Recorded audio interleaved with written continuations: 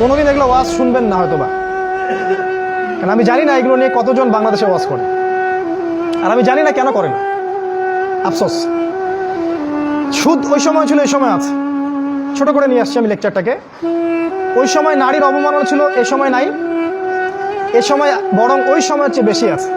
ওই সময় নারীকে তাও একটু শ্রদ্ধা করা হতো, এখন নারীকে বাজারের মার্কেটিং পণ্য বানানো হয়েছে।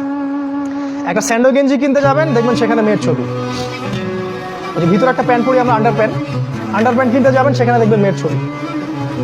টিভি, সিরিয়াল, মিডিয়া, নাটক, টেলিভিশন, এই শো ওই শো, দেখবেন নারীকে সব ন্যাংটা করে ছেড়ে দেওয়া হচ্ছে। ভাষাটা এইভাবেই বলতে হলো।